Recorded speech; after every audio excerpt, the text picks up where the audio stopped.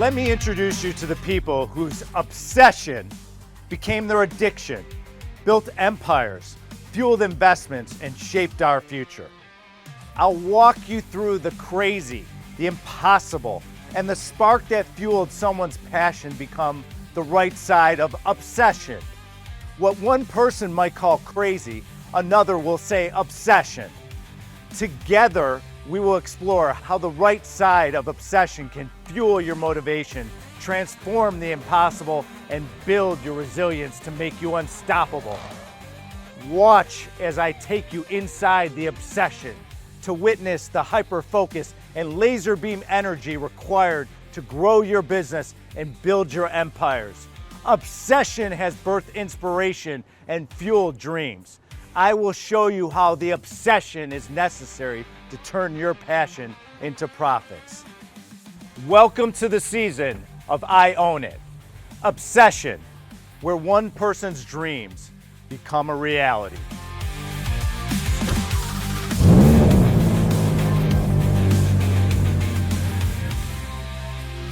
Our next guest is a true entertainment legend, a media icon, and a pop culture visionary as a trailblazing entrepreneur. Now he's adding author to his impressive list of accomplishments. Larry Namer is the co-founder of E! Entertainment Television, now valued at more than $5 billion and reaching audiences in 140 countries. With more than 50 years of experience in cable television, live events, and new media, Larry has played a major role in shaping the entertainment landscape. He started his career at Manhattan Cable, working underground, installing cable lines. In time, he was offered a position he couldn't refuse at Valley Cable TV in Los Angeles. It was there he became the youngest general manager of a major cable system.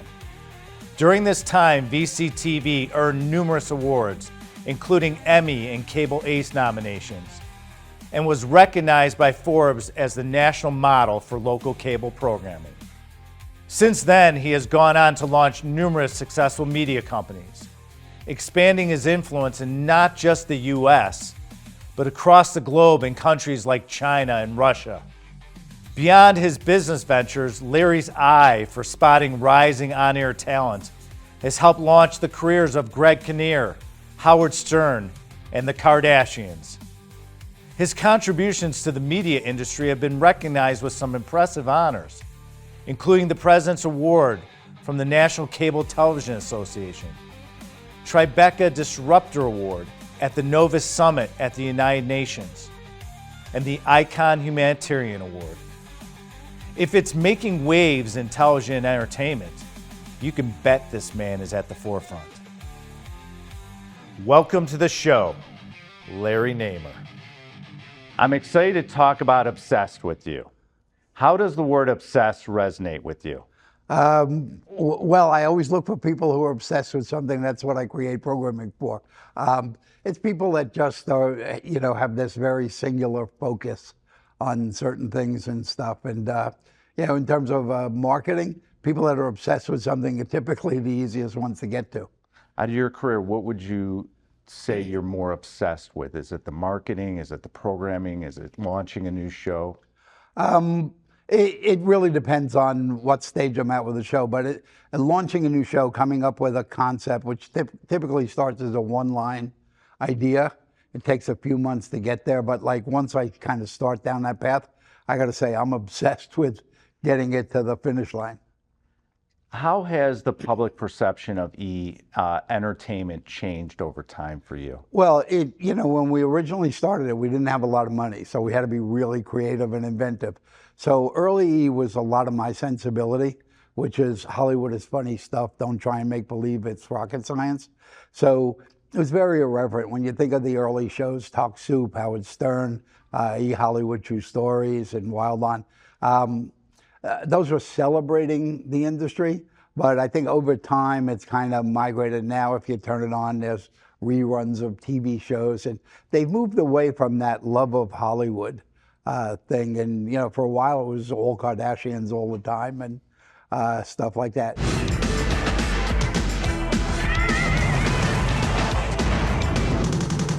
Kim is always I'm here. Get out of our way. Stop. Jealous. No. Stop! Enough. That's it, we're done. Money. So it's become much more of a traditional cable network than it was at the beginning, which was very much a pirate cable network. Someone help her. There's nowhere better to do it than on East. Bye, guys. Bye. If you can go back in time and change one thing about your journey, what would that look like? I would think that, particularly with E, since that's the one that most people know, of what I've done, I would be much more careful on picking who my partners and investors were. Because when I brought in for growth, so in order to scale up and grow, I had to bring in the partners. So I brought in all these cable companies, and a little did I know that they were all going to have comments on how to change the programming and how to do different stuff. And for me, it kind of got a little bit crazy because I was spending all my time trying to explain to the board what I was doing as opposed to just being able to do it. Well, it brings up a great point. Picking your investors when you're younger and you're trying to get started, you're a little bit more flexible on who you're going to let into your environment. And as your track record grows, like I know in commercial real estate, you're more selective of who you let into your universe. Yeah, that's definitely true. When we started, when Alan and I started E, and again, E, even to this day, is the only TV network, global TV network, that's ever been started by people as opposed to big media companies. And that's never changed. So when we started, the going rate to start a TV network was somewhere between 60 and 100 million. After 3.5 years of not raising 10 cents, we finally found somebody who said, I could only give you 2.5. And we just said, take it. Right. We'll figure it out. Just give us the 2.5. But yeah, so that first group of investors were great, but then to really grow, I had to bring in all these cable companies. And they were, I wouldn't use the word nightmare, but close to it. Right. So how does your obsession impact your success? Well, I've always been, my obsession now has moved from being, let's call it celebrity-based to being pop culture-based. So I'm a voracious reader. I read probably the equivalent, well, now I do them on my iPad, but probably the equivalent to like 50 magazines a month. I mean, literally on everything, and I'm always looking for little niches that, I think are underserved by traditional media. So, and then I've also moved geographically, where before Hollywood was the center of the world, now I think Hollywood has really become kind of more of a concept. It's a level of creativity and professionalism. But I can make a movie anywhere. So I'm obsessed with pop culture, but on a global scale, not just on a Hollywood scale. You work with so many top talents. We've talked about this numerous times. How does obsession impact the successes of other industry greats? Well, I think, in order to really break through, people don't realize. I've had, for the last God knows how many years, people pitching me all the time on, I want to be a talk show host, I want to be a talk show host. And while they may have the personality and the talent, you just find when you really get down to the details, they'll go, I could be a talk show host, and I'm going, okay, you realize that you're going to get up at 3 o'clock in the morning, you're going to go into hair and makeup till 5, you're going to then shoot till 11, and then you're going to go home, have lunch, go to sleep, and you do it 50 weeks a year. And I go, oh, no, I can't do that. I got to go to the Hamptons for the summer and stuff like that. So there's always one piece that's missing. So it's almost like in sports where you find generational talent. It's very rare that you find someone who puts all the pieces together, including the work ethic. I'm doing one now, actually, that shot here at the studio at one point, called Natasha After Dark, Natasha Graziano, who's a motivational, inspirational person. And I tried to shake her loose as much as I could because she just kept pitching me. And I would be in China, and I would call her at 3 o'clock in the morning, and she'd stay on the phone for 2 hours.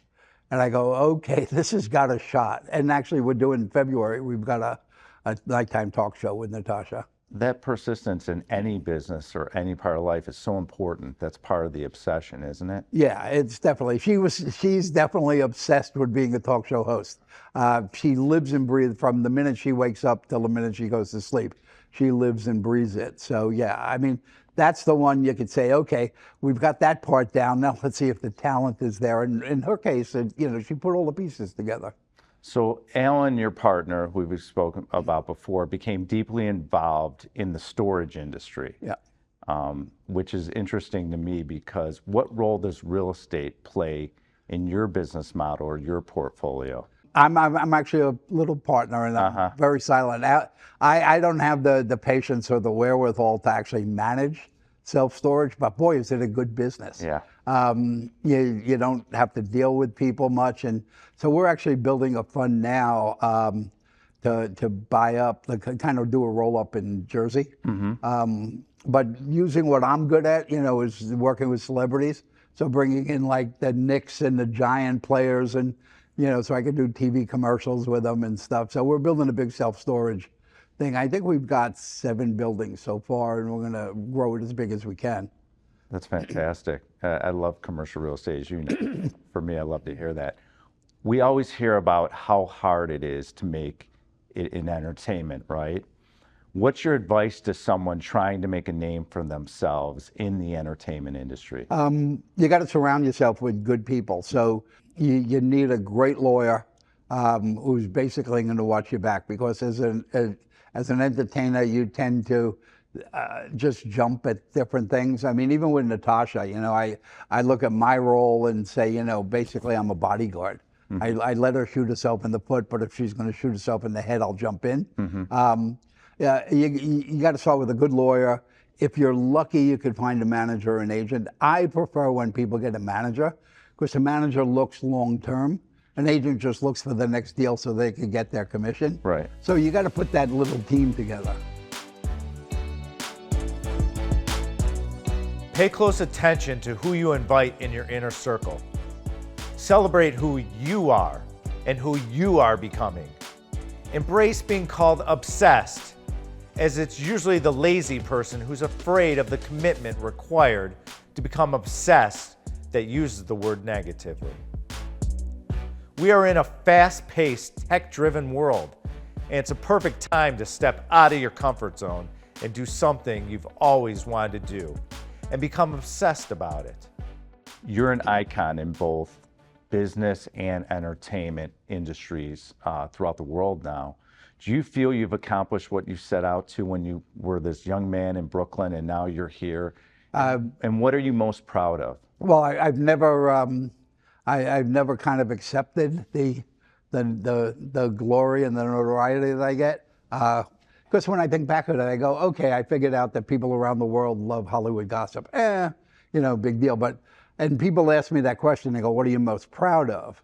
And they all expect me to say E. Financially, E was certainly, right. Thing. But I'm in China. I'm doing a lot of work in China now. And I wrote a sitcom. I've never written comedy in my life. And the sitcom is about the contradictions of modern Chinese life. What happens when you have incredible economic growth in a short period of time and people's social skills don't grow as quick as their bank account? We've seen it with the Japanese and the Russians and the Saudis, and now we see it with the Chinese, where they go to Rodeo Drive and instead of buying the Chanel scarf, they go, I'll take all the Chanel scarves.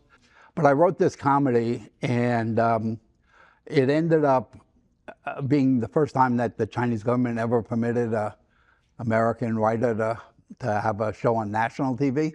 So I had a show on CCTV 8, which they apologized that only reaches 1.1 billion people. And they let us do it, and it went 72 episodes.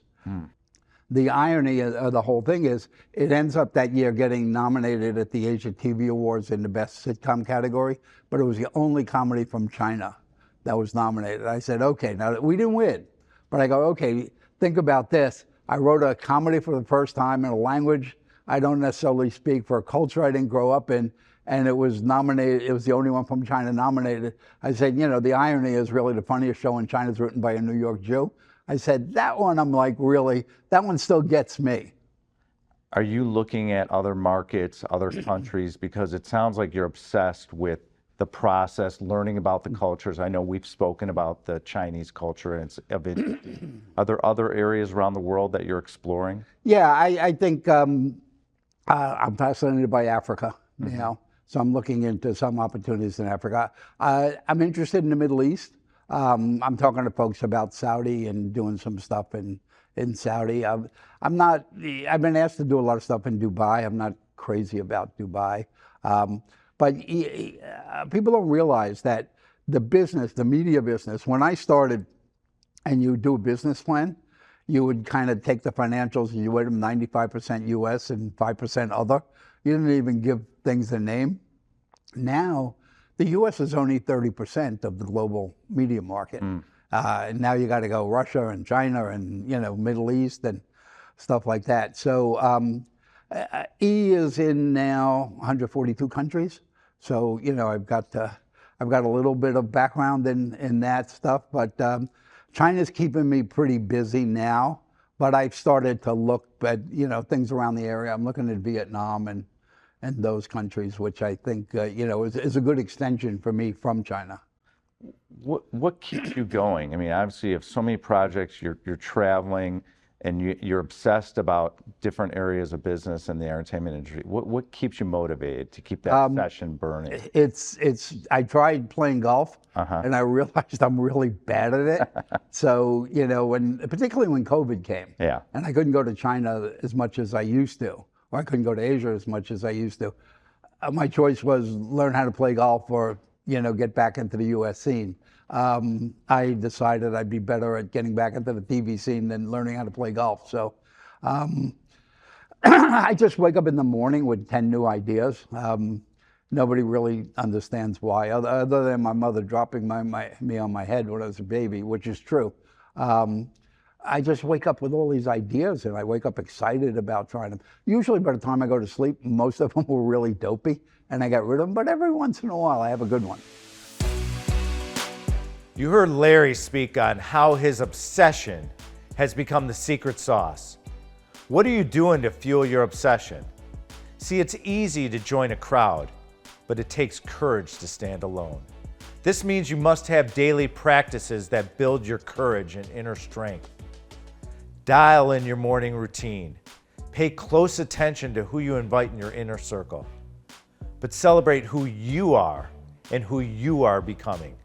So for our audience out there, you know, when you're obsessed at a young age, people think you're crazy. They think you're focused too much, not on a significant other. If you could tell our audience and the people out there, how do you deal with being obsessed? Because you need to be focused and obsessed to be really successful in business, to achieve your desired outcome. What advice would you give our audience? Well, I'm a very much of a realist in a lot of senses, in that, you know, there are basic things in life that we all have shared. Number one, time is finite. We all have the same amount of time, whether you're at the top of the game or below the game. It's like we all are checking out at some time. So I'm very careful how I manage my time. But also, just again, you know, you got to pay the rent, you got to eat. So all these people that do, I'm going to follow my passion, and I go, but you're never going to make money following your passion, and sooner or later, you know, you're going to have to pay the rent. The landlord don't want to hear about your passion. Yeah. So I always say, find something that you're good at, that you like, and then just work it until you become great at it, and then it'll become your passion. There are people that want to do great things. They want to do humanitarianism, but oftentimes they don't think they have the money or the resources or even the skills. And you had some advice. What would you tell people to inspire them to pursue that path?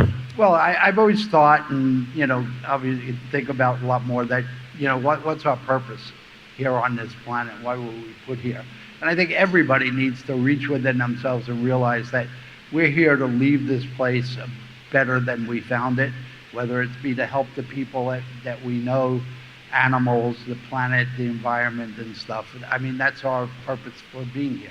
Yeah. And by the way, I like your haircut. Looks good, by the way. Looks good. We have the same barber. Exactly. And every time we do an event together, I ask you this question. I put you on the spot, so you already know what's coming here. We talk about maybe sometimes people being afraid to make a mistake, of making a wrong decision. And usually it's a path to get to where you truly needed to go. When you were doing E-Entertainment, you actually made a mistake on a couple people that you might have overlooked. What was your most famous one? Probably Ryan Seacrest, and he'll never make it. I kept telling Ryan, you're a nice boy, maybe you should be thinking of accounting. He showed me the thing or two. I missed a few. Yep. Yeah, Ryan was probably the biggest. Yeah, but you've had so many successes, and we truly appreciate it. Thank you.